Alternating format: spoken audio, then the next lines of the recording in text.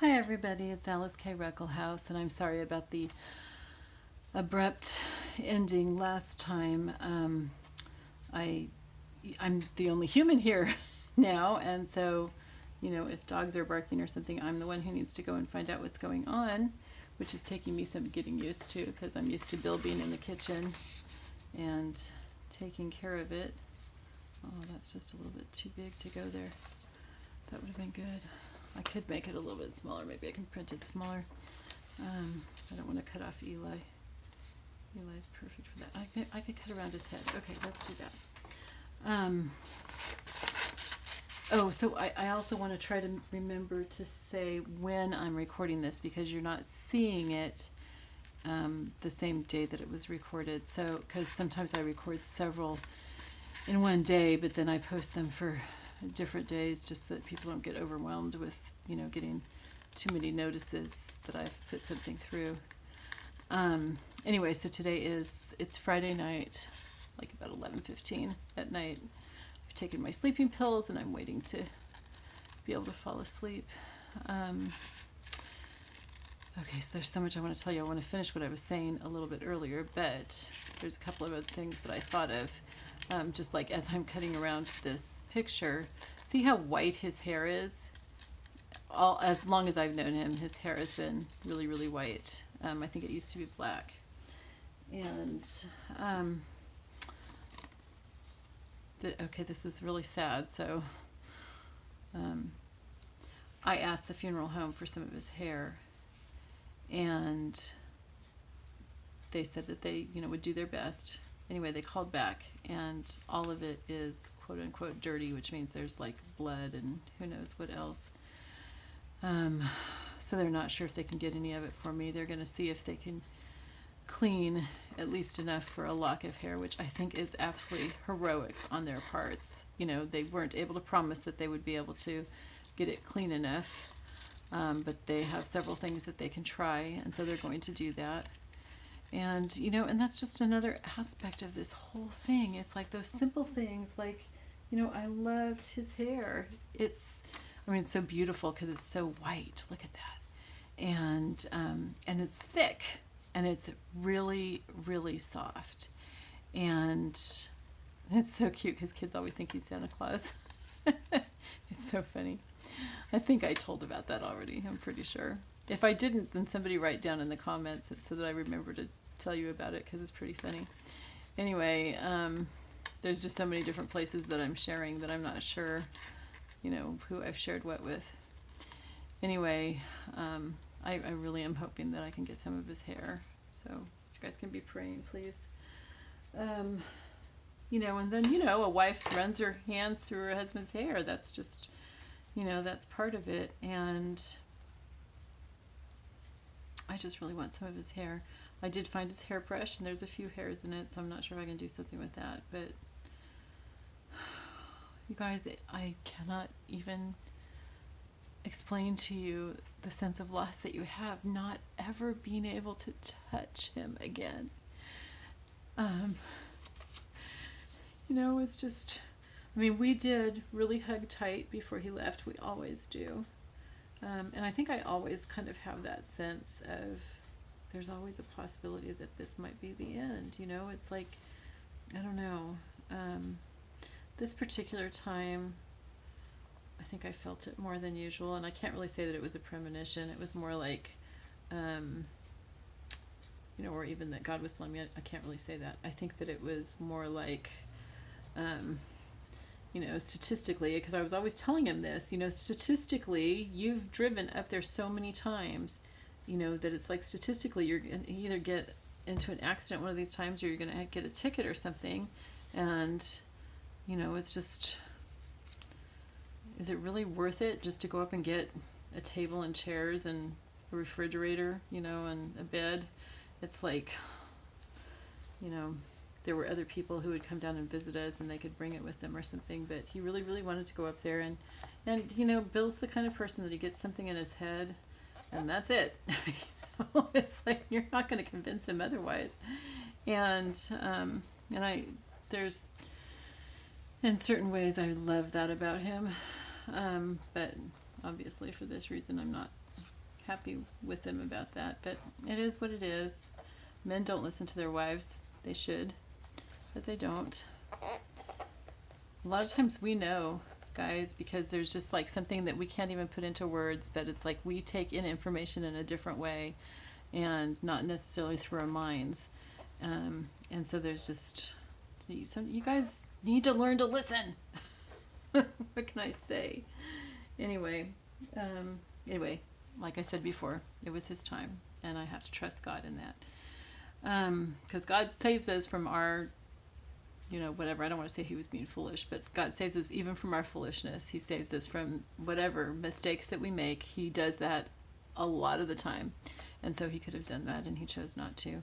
I'm not sure what I'm going to write here. Something.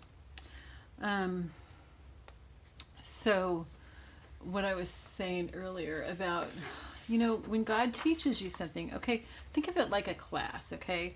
So you're taking a class, and the teacher teaches something, and you don't pay any attention. So you're going to mess up on the test and maybe have to take it again. Or if you don't have to take it again, you haven't really learned the material, so you're not going to do as well on the next part, and you're just going to keep falling farther and farther behind. Well, it's kind of like that with spiritual things too. It's like, when God shows that he's faithful, pay attention. And that's why in my books I have, one of the recurring themes that you will see throughout my books is some kind of memorial stones. It's not in every book, but I have it quite a bit in there, that there's some kind of memorial stones. And if you don't know what I'm talking about, I've got a whole series on memorial stones in YouTube. And if you can't find it, or if you don't feel like looking for it but you want to hear it, then just let me know in the comments, and I'll give you a link or something. I don't mind doing that at all, by the way. That's why memorial stones are so important, because they help us to remember the things that God has done for us, so that we won't forget, so that we can stand true. It's like there have been a lot of times when I haven't stood strong in faith, and I can't guarantee that I'm going to stand strong in faith through this whole ordeal. But I think that I probably will be able to, because I've learned, first of all, to rely on God, not myself. It's not me that's able to stand firm. And I'll tell you what, the second that I start thinking that it's me, I have forgotten the most important lesson of all, which is that it's the Holy Spirit giving us strength. Okay? But part of why I'm able to trust God in this is because I've been through a heck of a lot.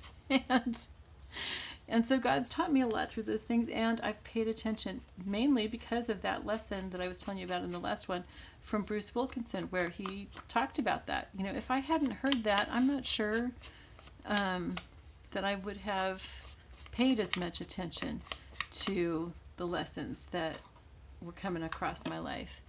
And and again, it's God bringing those things in front of you. It's like he brought that in front of me, he's bringing this in front of you, so that ooh, that's kind of nice, isn't it? I like that. I was actually looking for, yeah, that's pretty. I like that. Okay, so we'll figure out a picture. Maybe he's bringing what I'm saying right now, maybe he's bringing that in front of you, so that you can start paying attention to the things that he does in your life, so that you'll be able to be faithful, with something that's coming up. Who knows if it's today, tomorrow, next week. We don't know when these things are going to be. Anyway, I'm not going to lecture you guys on it. You get it, right? Okay, here's one more page. Let me check this and make sure that's... Well, I still want to use this someplace, and that would look nice there. Okay, so it's either that one of the two of us. What is this? Oh, yeah, I think that'll be good. Okay, so this one says, At night, so what I'm writing is like memories about our marriage. At night, he would just lie down and start reading. He usually gave me a head start to bed because I have a long, detailed routine, putting oil on, filling the humidifier, etc. I'd finally cuddle up to him, and once I was settled with my Kindle, he'd find my hand. One of us would let go to swipe to the next page, but we'd always find the other's hand again. We usually fell asleep holding hands, though he had his Kindle in his other. He never set his Kindle down and closed it. He'd just fall asleep with one finger in the corner, highlighting page after page until it fell out of his hand. It was so funny. It's just like he's got his finger down here in the corner, and that makes Kindle just like highlight and go to the next page, highlight and go to the next page. So it'd have like 50 pages highlighted. At least he could find his page the next day by where the highlighting stopped. One night, I remember waking up at the same time. We both woke up at the same time. That wasn't worded very well.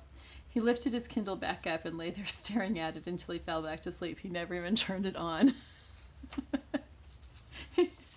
Oh, he was so funny when he was sleeping. It cracked me up. Anyway, it was nice to sleep with him. That's one of the nice things about marriage, is having somebody to sleep with, and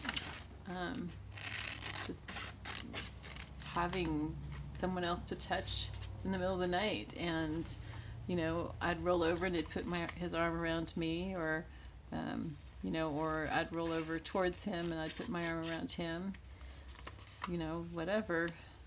It's like you're just always close. And when we were first married, we had a queen size bed, but since we moved our stuff up to the mountains, we've been using just a little double bed.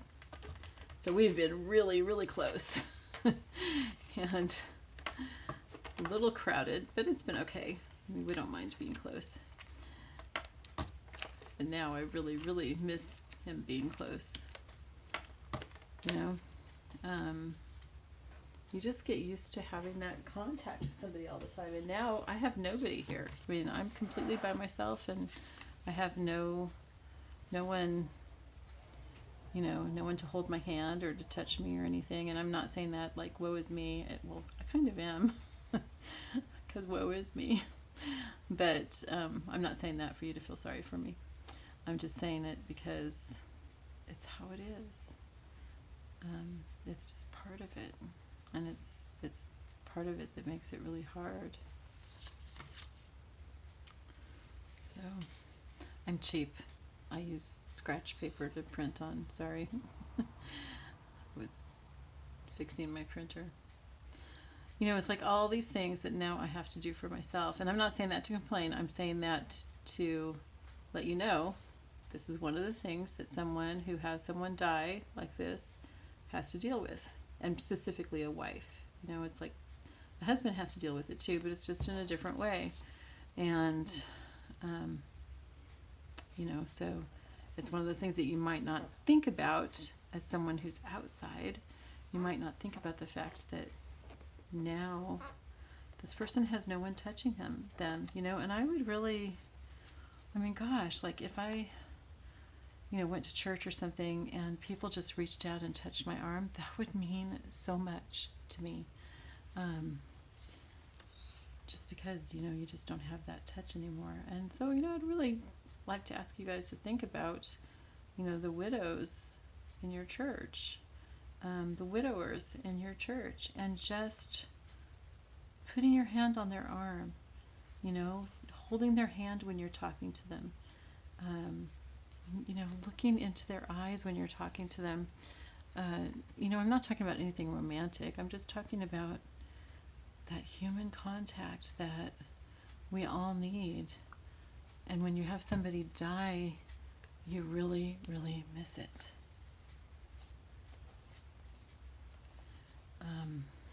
Yeah. I really, really miss it. And it hasn't even been that long, and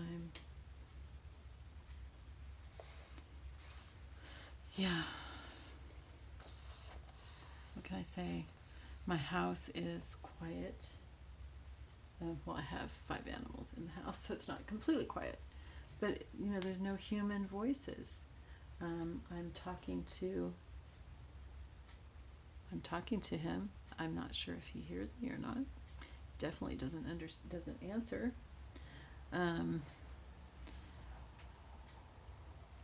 so yeah, there's just like, I don't know, I don't really feel lonely yet. I just feel weird. I mean, I was supposed to be here by myself this week, so it's like still kind of how I was expecting.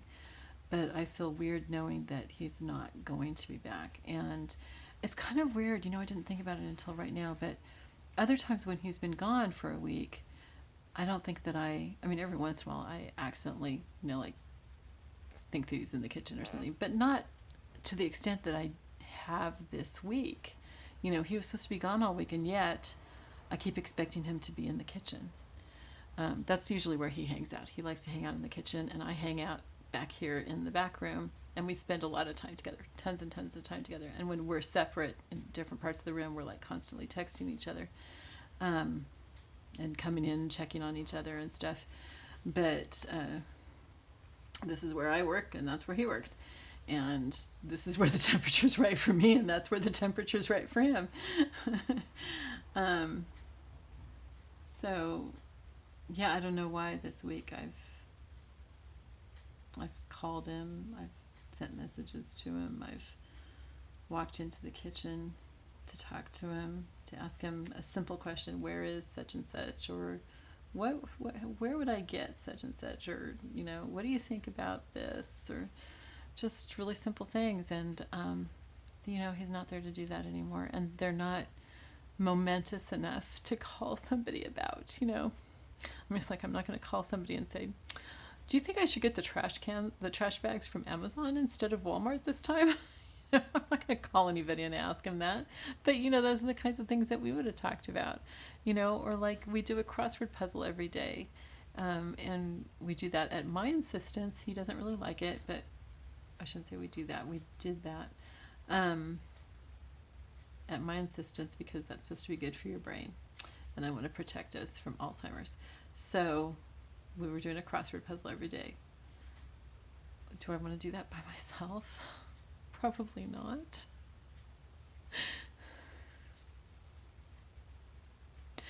Or just even, and again, I'm not saying this to complain or to make you feel sorry for me. I'm just saying these are the things that somebody goes through in this situation that you don't think of if you're not going through it.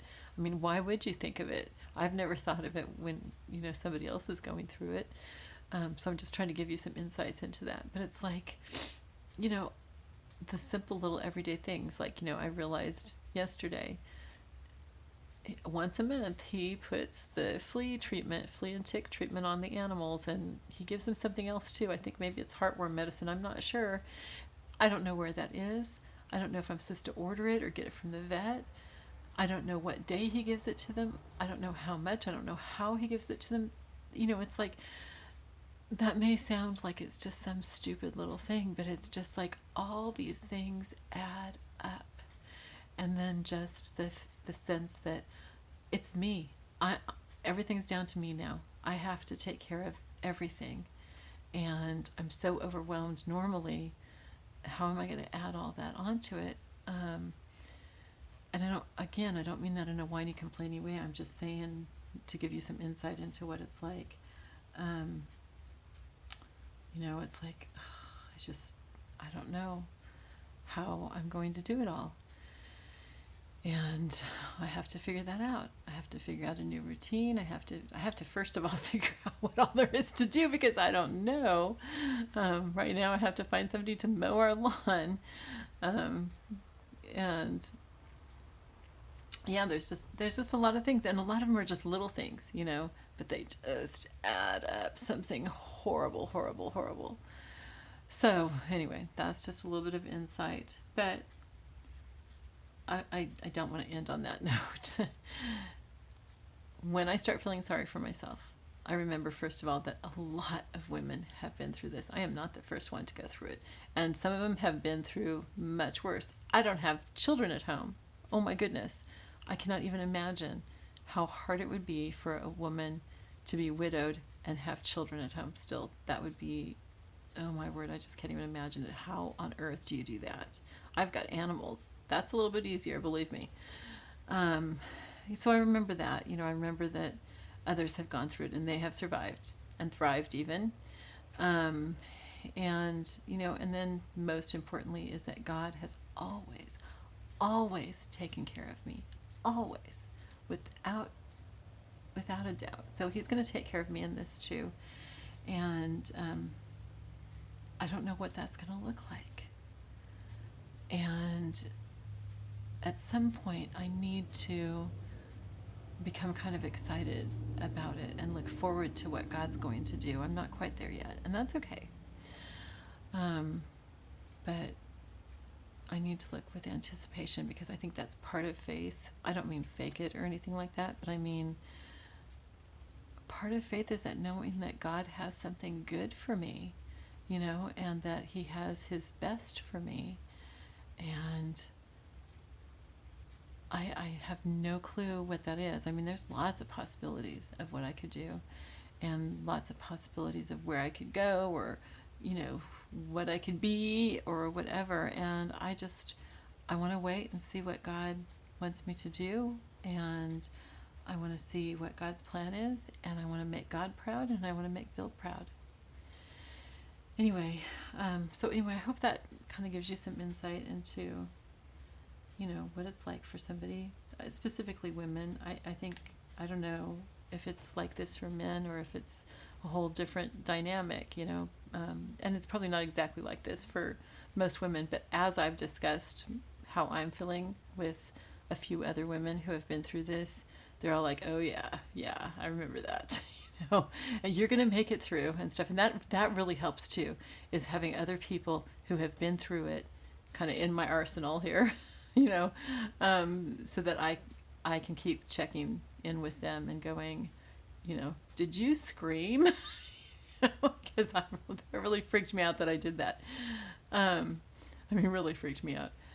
Or just, this feeling of overwhelm. Yep, that's all normal, because your husband did some of the stuff. And he probably did half at least, and maybe more than half. To me, taking care of the finances, if that was the only thing Bill did, he would have done more than enough. So adding that to my plate is like, oh my gosh, what am I going to do? And it's not that I don't know how. My dad's a CPA. I know how to take care of finances, but it takes a lot of time, and I do not enjoy number crunching and figuring those things out or anything. So yeah, it's just all those things. And anyway, my point is that my understanding is that that's fairly normal, that all of the friends that I've talked to who have been through this, which isn't a huge number, it's a few, like 6 or 7, they've all said, yeah, that's normal. So anyway, I hope that helps. I need to get to bed. I have to teach tomorrow morning. So I love you all. Thank you for listening. Especially if you don't get anything out of this. I'm hoping that people get something out of this. But if you don't get anything out of it and you're still listening to what I'm saying, thank you so much for being a faithful friend and being there for me, because it really means a lot to me. It really, really does. Okay, I love y'all. Bye-bye.